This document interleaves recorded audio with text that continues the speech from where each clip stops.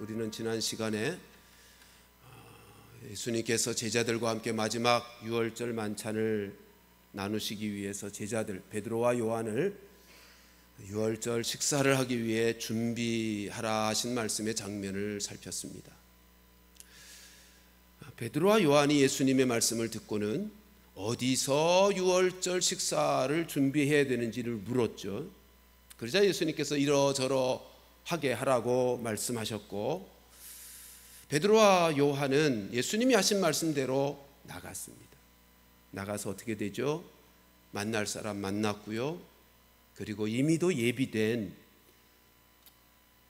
유월절 식사를 나눌 큰 다락방을 확인하고 거기서 유월절 식사를 준비하였다라는 말씀을 함께 나누었습니다. 그렇습니다. 예수님의 모든 말씀은 말씀하신 대로 이루어지는 살아있는 생명의 말씀입니다. 우리가 베드로와 요한처럼 주님이 말씀하실 때 그 말씀대로 이루어질 줄로 믿고 그리고 순종하면, 그 말씀에 반응하면 우리는 언제나 말씀의 성취를 보게 될 것입니다. 오늘은 이어서 이제 그 준비된 유월절 만찬, 유월절 식사 자리에서 일어난 상황의 말씀입니다. 14절은 이렇게 시작이 되죠. 같이 읽습니다. 시작.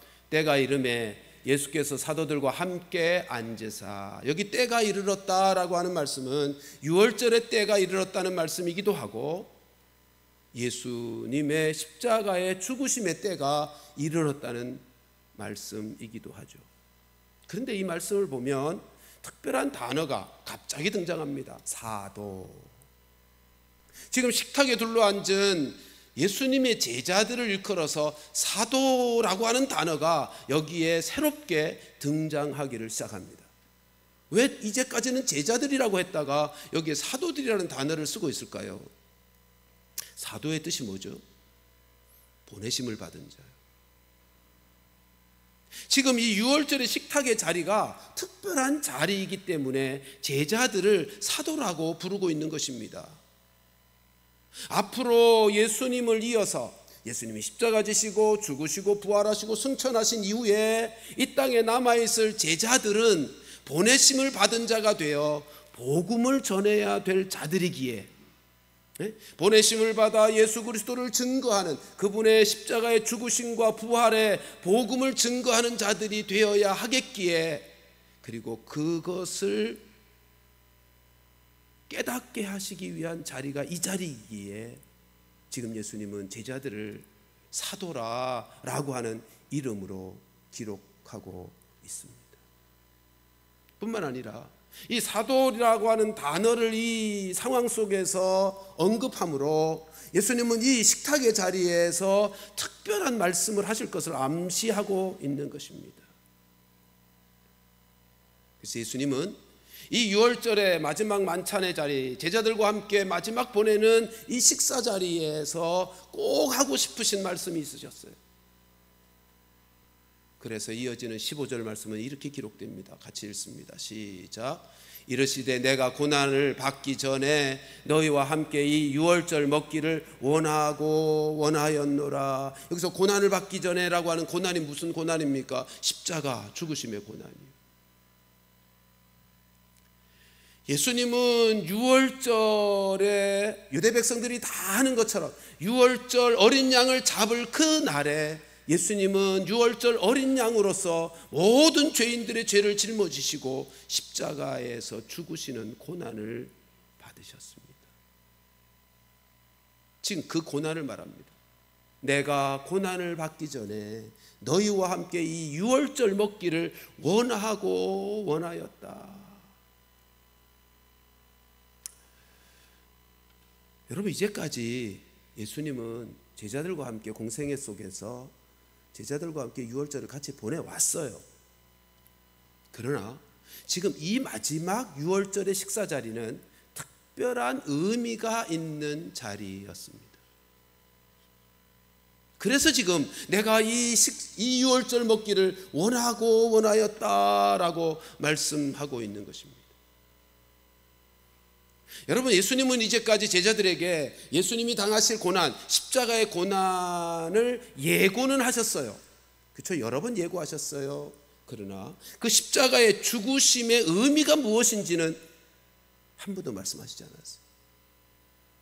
지금 이 식탁의 자리에서 예수님의 십자가의 죽으심의 그 고난의 의미가 무엇인지를 밝히고 싶으신 거예요. 사도로 보냄을 받아 복음을 전해야 될 그들이기에 이제 예수님이 마지막 떠나시기 전에 그 자리에서 그 말씀을 유월절의 의미가 무엇이고 예수님이 당하신 십자가의 고난의 의미가 무엇인지를 밝히 말씀하고 싶으셔서 이 유월절 먹기를 원하고 원하였다고 말씀하게 되는 것입니다. 그러니까요, 이 유월절 식사의 자리, 오늘 본문의 이 식사의 자리는 그냥 보통의 유월절 식사의 자리가 아니라 유월절의 식사가 의미하는 것이 무엇인지를 밝히시는 자리고, 유월절의 식사가 의미하는 그 실체, 그게 뭐죠? 예수 그리스도의 십자가의 죽으심이에요. 유월절이라고 하는 것은 역사적인 사건, 애굽에서 종살이하던 이스라엘 백성들의 구원 사건이기도 합니다만, 그러나 장차 온 인류의 죄를 짊어지시고 죄 문제 해결하여 구원을 베푸실 예수 그리스도의 십자가의 죽으심과 부활의 구속의 은혜를 예표하는, 상징하는 사건이었거든요. 여러분, 유월절에 어린 양은 무엇이었죠? 죄로 말미암아 하나님의 죽음의 심판을 받아 마땅한 그들에게서 대신 죽음의 형벌을 당하여 저들을 구원해낸 속죄의 제물이었다고요. 유월절 어린 양이란 속죄의 제물이었어요. 마찬가지로 이제 예수 그리스도께서 십자가에서 피 흘려 죽으심으로 모든 죄인들을 구원하시는 속죄의 제물이 되심을 유월절 의식이 예표했고 상징했던 것입니다. 그러므로 여러분, 예수님이 유월절의 실체였고, 유월절 의식의 실체였고, 따라서 유월절 예식이 예표하고 상징했던 그 십자가의 고난이 실제적인 죄의 사심의 역사가 이루어졌으니 더 이상 유월절 의식을 행할 필요가 없어졌잖아요. 그러니까 오늘 본문은요, 이 유월절 마지막 만찬의 자리는 유월절의 의미가 무엇이고 유월절의 실체이신 예수 그리스도의 죽으심의 고난이 어떤 의미를 가지고 있었으며, 따라서 이제는 유월절 의식이 아니라 예수 그리스도의 죽으심을 기념하는, 예수님의 살과 피를 기념하는 성찬 예식으로 의식이 바뀌는 자리가 오늘 본문의 말씀입니다. 그렇잖아요. 유월절 의식이 바라보게 했고 상징하던 실체가 이제 이루어졌으니 더 이상 유월절 의식은 행할 필요가 없는 거죠. 그리고는 이제 기념해야 될 일은 예수 그리스도, 실제로 죄를 사해 주신 예수 그리스도의 죽으심, 그로 말미암은 피와 살을 기념하는 성찬식을 행하게 되는 거죠. 그래서 오늘 본문에 이어지는 16절에 보면 예수님은 더 이상 유월절의 음식을 먹지 않으시겠다고 말씀합니다. 16절 같이 읽어보실까요? 시작. 내가 너에게 이르노니 이 유월절이 하나님의 나라에서 이루기까지 다시 먹지 아니하리라 하시고, 이제 유월절의 의식이 갖는 의미, 그 유월절 의식이 갖던 상징이 완성이 되었으니 이제는 더 이상 유월절 음식을 먹지 않으시는 것입니다. 근데요, 사실은 16절의 말씀에서 강조하는 것은 다시 먹지 않으시겠다는 것에 있기보다, 이 의미가 중요하지만 더 중요한 것은 이 유월절이 하나님 나라에서 이루어지기까지라고 하는데 더 중요합니다. 의미가 담겨 있습니다. 여러분, 이 유월절이 하나님의 나라가 이루어진다. 이게 언제죠? 예수님의 재림이에요. 여러분, 예수님이 재림하신 이후에는 다시 천국 잔치가 열려 어린 양 잔치가 열리게 됩니다. 그때까지 유월절 음식을 드시지 않겠다는 거예요. 이 유월절이 하나님 나라에서 이루어지는 것은 예수님이 다시 재림하셔서 하나님 나라가 완성이 되면 그때는 예수 믿는 성도들이 신랑 되신 예수님을 맞이해서 온전한 연합을 이루어서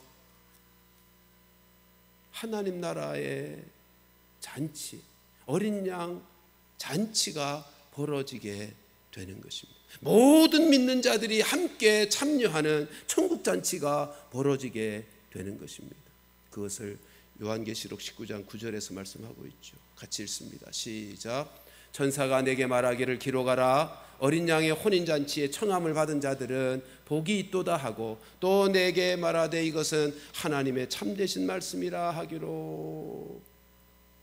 예수 믿는 모든 성도들이 함께 어린 양의 혼인잔치에 청함을 받아 참여하게 되는 것입니다.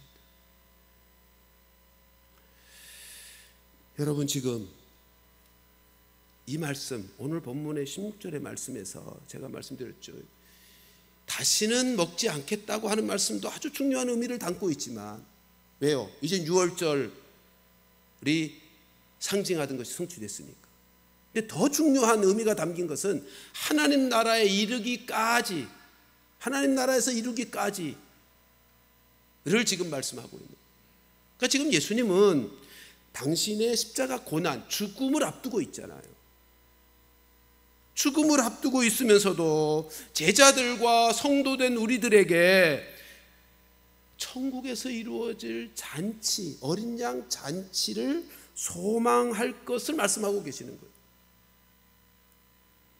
여러분, 지금 예수님에게 있는 상황이 어떤 거죠?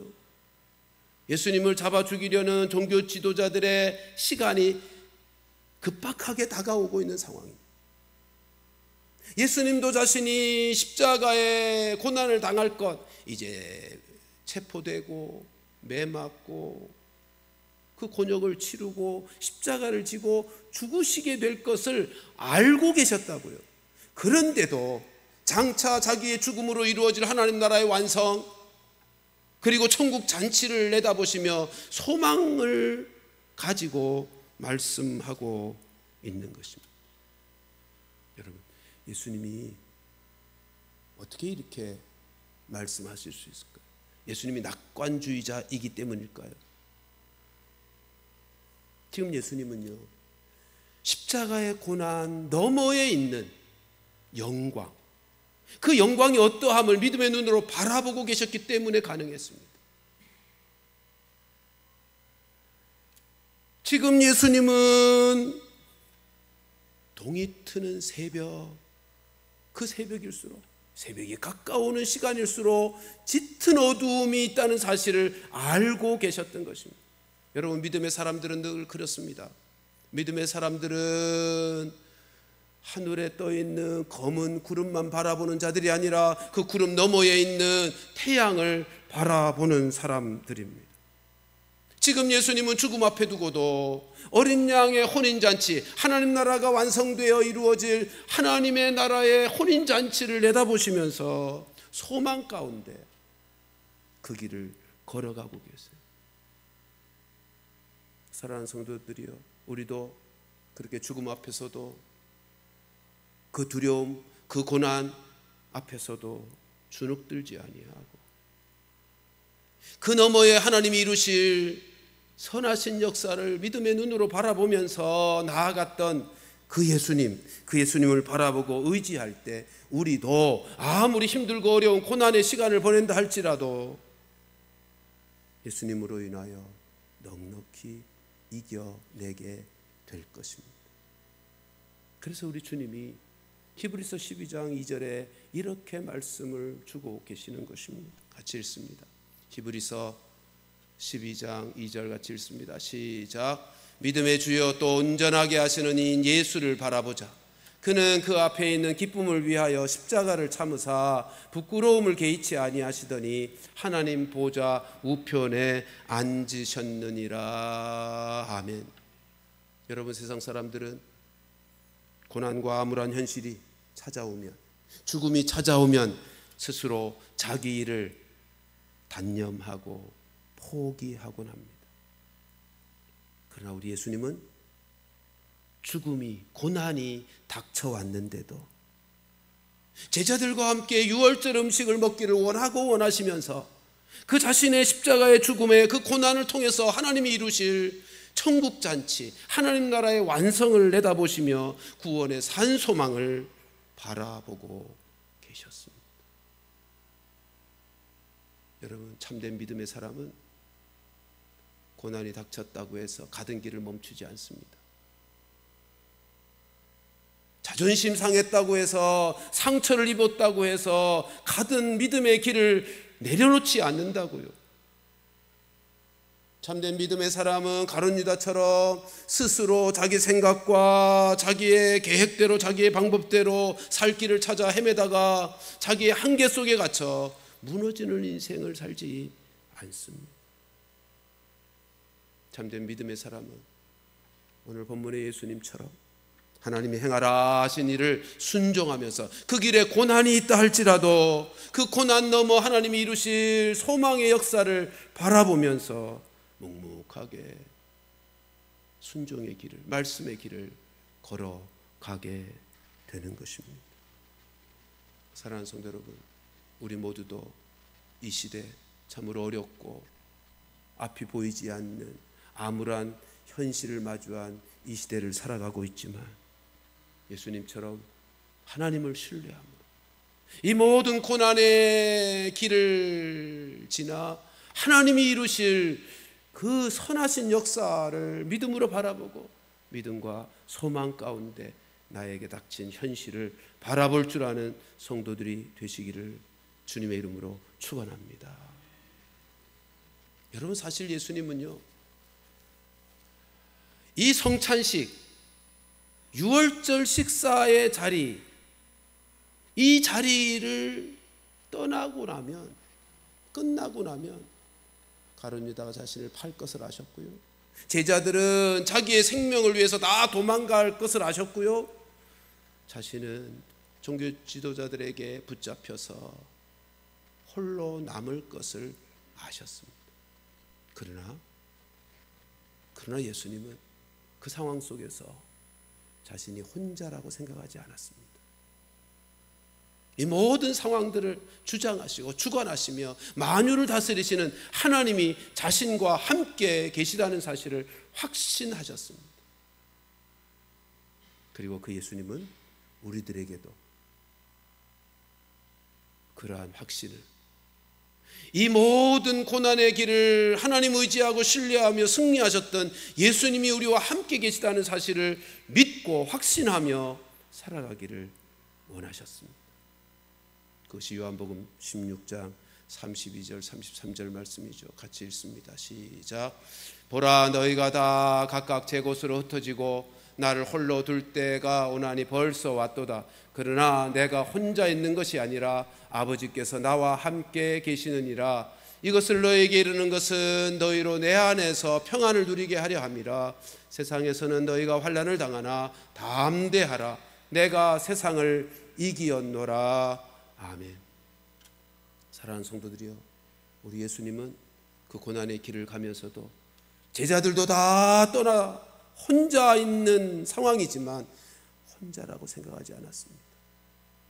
하나님이 여전히 자신과 함께 계시다는 사실을 믿고 확신하여 그 길을 담대하게 갔고, 그리고 우리에게도 너희는 혼자가 아니다, 아버지께서 나와 함께 한 것처럼 나도 너희와 함께 세상 끝날까지 할 것이다 라고 말씀하시며 그 확신 속에 살아가기를 원하시는데, 사랑하는 성도들이여, 아무리 힘들고 어려운 고난을 당하고 계시더라도, 암울한 현실을 만나 살아가고 있다 할지라도 홀로가 아니라 주님이, 세상을 이기신 그 주님. 여러분, 우리가 이 세상 살아가면서 환난을 당할 수 있습니다. 그러나 담대할 수 있는 것은 세상을 이기신 그 주님이 우리와 함께 하신 것입니다. 그 주님이 함께 하심을 믿으며 승리자로 살아가는 성도들 되시기를 주님의 이름으로 축원합니다. 우리 이어지는 19절 20절 말씀을 보실까요? 같이 읽습니다. 시작. 또 떡을 가져 감사기도 하시고 떼어 그들에게 주시며 이르시되 이것은 너희를 위하여 주는 내 몸이라. 너희가 이것을 행하여 나를 기념하라 하시고 저녁 먹은 후에 잔도 그와 같이 하여 이르시되 이 잔은 내 피로 세우는 새 언약이니 곧 너희를 위하여 붓는 것이라. 여러분, 19절과 20절 말씀은 이제 유월절 의식에서 성찬식으로 바뀌어지고 있는 장면입니다. 19절 말씀 보시면 이렇게 되어 있죠. 떡을 가져 감사 기도하십니다.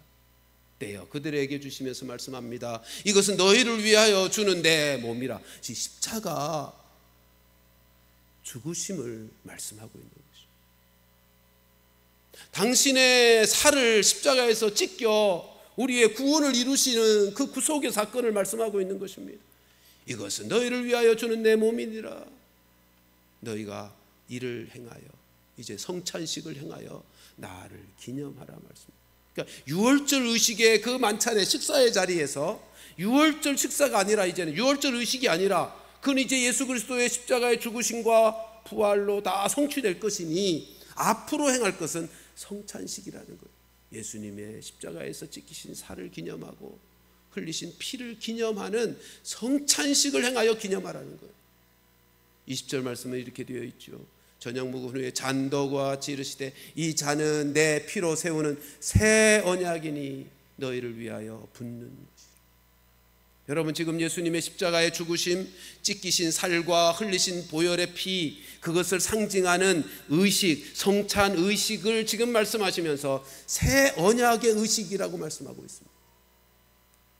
예수님은 지금 성찬식을 새 언약의 의식이라고 선포하고 계시는 것입니다. 여러분, 새 언약은 옛 언약과 다른 것입니다. 옛 언약은 모세를 통해서 주셨습니다. 그리고 돌판에 새겨 주셨습니다.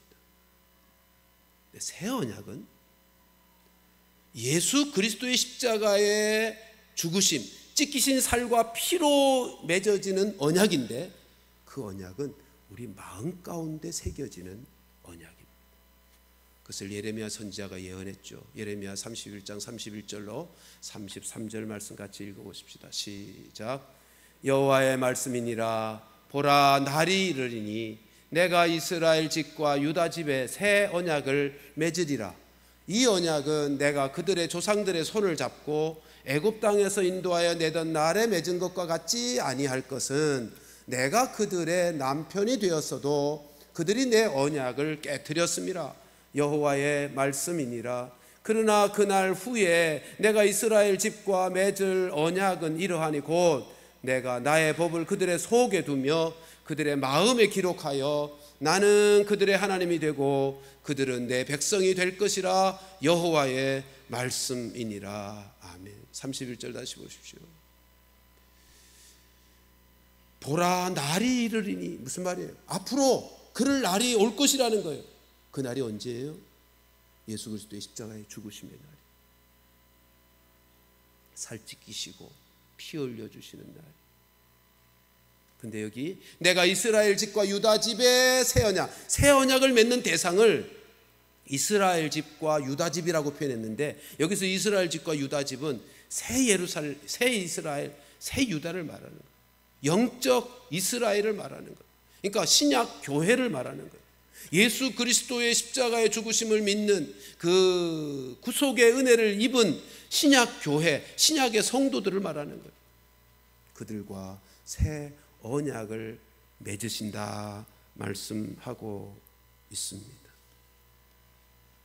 여러분, 예수 그리스도의 십자가의 죽으심으로 말미암아 찢기신 살과 보혈의 피를 상징하는 이 성찬 의식은 새 언약 의식입니다. 새 언약은 옛 언약과 달라요. 사도 바울은 자기가 전하는 복음, 자기와 동역자들이 복음을 전하는 것을 새 언약의 일꾼이라 자신들을 표현했습니다. 새 언약의 일꾼, 무슨 말이에요? 복음을 전하는 일꾼이요.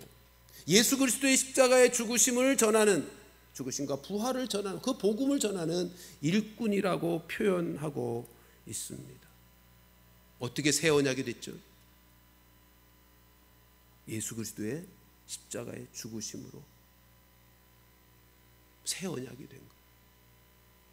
여러분, 그러면 옛 언약을 받은 이스라엘 백성들과 새 언약을 받고 살아가는 신약의 성도된 우리들의 차이가 뭘까요? 아까 말씀드렸죠. 옛 언약은 모세를 통해서 주신 언약이고 돌판에 새겨져 있어요. 마음에 새겨진 것이 아니고 돌판에 새겨져 있는 언약이라고요. 그거 지키면 살고 지키지 못하면 죽는 언약.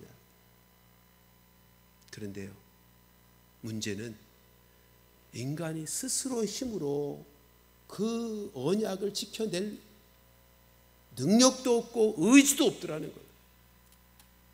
차이가 그거예요.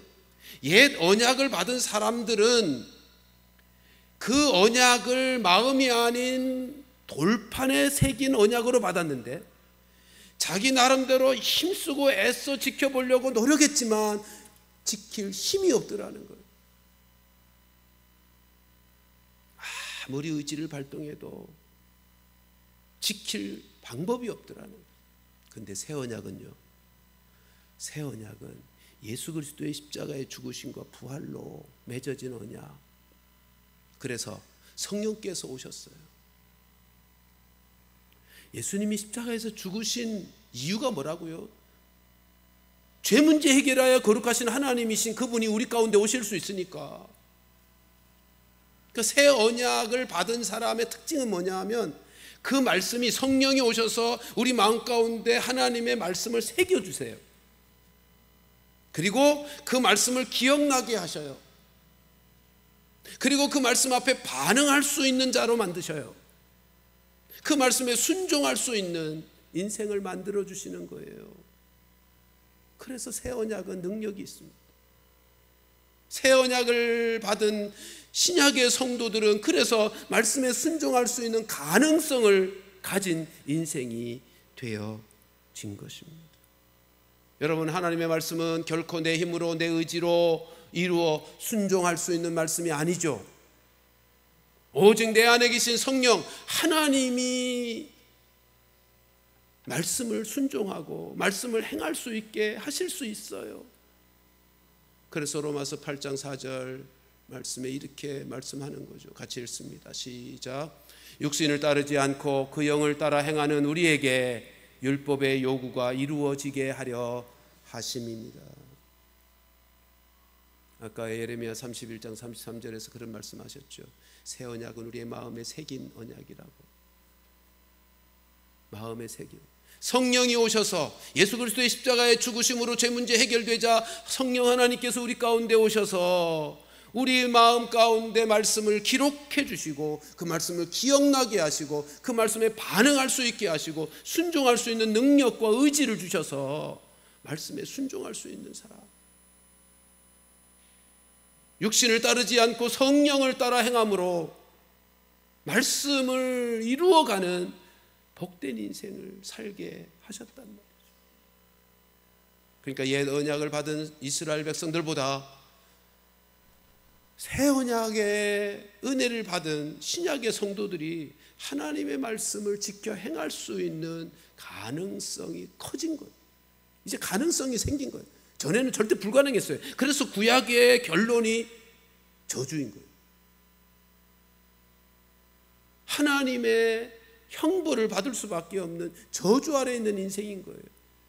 그래서 예수님이 오셨고 십자가에서 죄 문제 해결하셨고 성령을 보내어 주셔서 우리로 새 언약의 거룩한 백성이 되게 하신 것입니다. 여러분, 우리는 오늘의 이 말씀을 통해서 하나님의 의지가 참 대단하지 않습니까? 옛 언약을 아까 예레미야 31장 32절에서 그렇죠. 저들이 옛 언약을 받은 사람들은 언약을 깨트렸다고요. 왜요? 할 수가 없으니까. 자기 힘으로 아무리 노력해도 안 되어서 언약을 깨트렸어요. 근데도 하나님은 포기하지 않습니다. 하나님이 분명히 돌판에 당신의 말씀을 새겨 놓으시고 지켜라 말씀하셨는데, 그리고 자기들이 지키겠다고 약속했는데 그 언약을 깨트렸다고요. 근데도 하나님은 포기하지 않으시고 새 언약을 맺으십니다. 근데 새 언약은 어떻게 맺어진 거라고요? 하나님이신 그분이 직접 이 땅에 오셔서 당신의 생명을 내어주심으로 이루어진 언약입니다. 그러니 하나님의 의지가 얼마나 큰 것이고 우리를 향하신 하나님의 사랑과 은혜가 얼마나 큰 것입니까?